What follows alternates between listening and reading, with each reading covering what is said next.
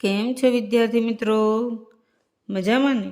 આજે આપણે ધોરણ 7 સામાજિક વિજ્ઞાન વિષયમાં પાઠ 17 જાતિગત ભિન્નતા એના સ્વાધ્યાય પોથીના પ્રશ્નો જોઈશું. પહેલો પ્રશ્ન છે, નીચે આપેલા દરેક પ્રશ્નના ઉત્તર માટે આપેલા વિકલ્પોમાંથી સાચો વિકલ્પ શોધી ખાનામાં લખો. પહેલો પ્રશ્ન છે, ભારતના પ્રથમ મહિલા રાષ્ટ્રપતિ બનવાનું ગૌરવ કયા મહિલા મહાનુભાવને પ્રાપ્ત થયું હતું? જવાબ છે સી, પ્રતિભા પાટીલ. બીજો છે, ભારતના પ્રથમ મહિલા વડાપ્રધાન બનવાનું ગૌરવ કયા મહિલા મહાનુભાવને પ્રાપ્ત થયું હતું? જવાબ છે બી, ઇન્દિરા ગાંધી. ત્રીજો પ્રશ્ન છે, સુષ્મા સ્વરાજને કયા રાજ્યના કેબિનેટ મંત્રી બનવાનું ગૌરવ પ્રાપ્ત થયેલ છે? જવાબ છે સી, હરિયાણા. ચોથું છે, કલ્પના ચાવલાનું નામ કયા ક્ષેત્ર સાથે જોડાયેલ છે? જવાબ છે ડી, અવકાશ. પાંચમો પ્રશ્ન છે, કેન્દ્ર સરકાર દ્વારા દર કેટલા વર્ષે વસ્તી ગણતરી કરવામાં આવે છે? જવાબ છે સી, 10 વર્ષે. છઠ્ઠો પ્રશ્ન છે, 2011ની વસ્તી ગણતરી અનુસાર ગુજરાતમાં જાતિ પ્રમાણ કેટલું હતું? જવાબ છે સી, 919.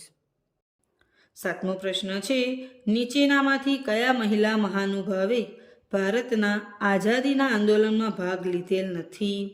જવાબ છે ડી, કલ્પના ચાવલા. આઠમો પ્રશ્ન છે, મને ઓળખો, હું સ્વર સામ્રાજ્ઞી તરીકે વિશ્વમાં આગવી ઓળખ ધરાવું છું. જવાબ છે એ, લતા મંગેશકર. એ પછી પ્રશ્ન 2, નીચેની ખાલી જગ્યામાં યોગ્ય શબ્દ મૂકી વાક્ય પૂર્ણ કરો. પહેલી ખાલી જગ્યા છે, જાતિગત ભિન્નતાની અસર મોટે ભાગે ખાલી જગ્યામાં જોવા મળે છે. જવાબ છે ગામડા. બીજું છે, ઈસવીસન 2011માં ભારતમાં પ્રતિ 1000 પુરુષ સામે સ્ત્રીઓનું પ્રમાણ ખાલી જગ્યા હતું. જવાબ છે 943. ત્રીજું છે, સમાજમાં પ્રવર્તતા ભેદભાવની અસર લાંબા ગાળે ખાલી જગ્યા ઉપર થાય છે. જવાબ છે સમાજ વ્યવસ્થા. ચોથું છે, ભારતના પ્રથમ મહિલા વિદેશ મંત્રી ખાલી જગ્યા હતા. જવાબ છે સુષ્મા સ્વરાજ. એ પછીનો પ્રશ્ન 3, નીચેના પ્રશ્નોના ઉત્તર 2-3 વાક્યોમાં લખો. પહેલું છે, જાતિગત ભિન્નતા એટલે શું? જવાબ છે, આપણા દેશમાં છોકરા અને છોકરીઓના ઉછેરમાં તેમજ કામકાજમાં, પોશાકમાં અને ખોરાકમાં જે અસમાનતા જોવા મળે છે તે જાતિગત ભિન્નતા છે. બીજો પ્રશ્ન છે, શા માટે અગાઉના સમયમાં પુત્ર જન્મને જ મહત્વ આપવામાં આવતું? જવાબ છે, ભારતીય માન્યતા પ્રમાણે પોતાનો વારસો આગળ ધપાવવા માટે સંતાનમાં પુત્રને જ મહત્વ આપવામાં આવતું. પુત્ર તેમના વંશને વધારનાર તેમજ કુળદીપક ગણવામાં આવતો. એ પછી ત્રીજો પ્રશ્ન છે, દીકરીઓનો જન્મદર વધારવા સરકાર દ્વારા કયો કાયદો બનાવવામાં આવ્યો છે? જવાબ છે, દીકરીઓનો જન્મદર વધારવા ભ્રૂણ હત્યા વિરોધી કાયદો બનાવવામાં આવ્યો છે.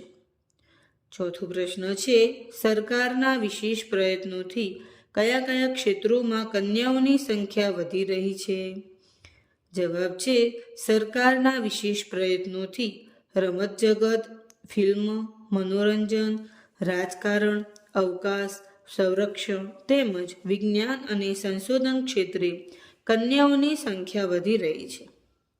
એ પછી પાંચમો પ્રશ્ન છે, ઈસવીસન 1971ના ભારત પાકિસ્તાનના યુદ્ધ વખતે ભારતના વડાપ્રધાન કોણ હતા?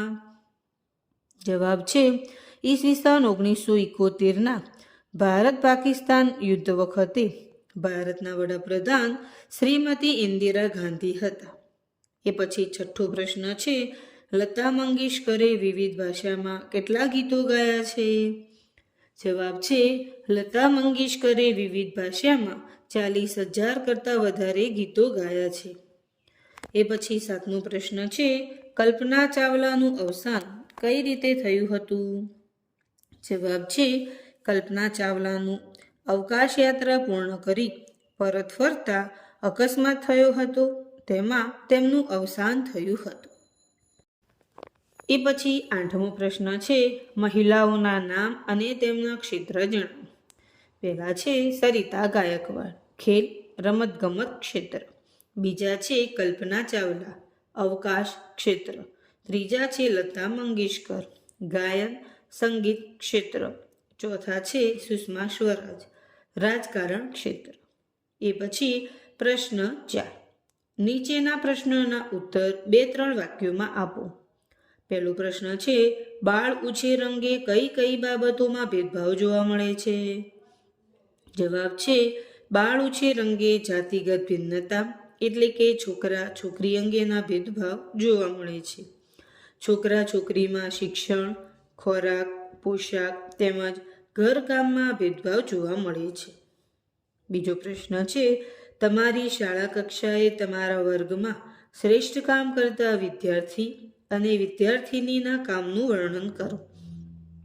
વિદ્યાર્થી અજીત, તે શાળા કક્ષાએ સફાઈ તેમજ બાગકામ સુંદર અને શ્રેષ્ઠ કાર્ય કરે છે. વિદ્યાર્થીની છે શીલા, તે શાળા કક્ષાએ પ્રાર્થના તેમજ હેલ્થ કોર્નર અંગેનું શ્રેષ્ઠ કાર્ય કરે છે. એ પછી ત્રીજો પ્રશ્ન છે આઝાદી સમયે મહિલાઓ કઈ રીતે આંદોલનમાં જોડાઈ હતી? જવાબ છે આઝાદી સમયે ગુજરાત સહિત દેશભરમાં કસ્તુરબા સાથે અનેક મહિલાઓ આંદોલનમાં જોડાઈ હતી.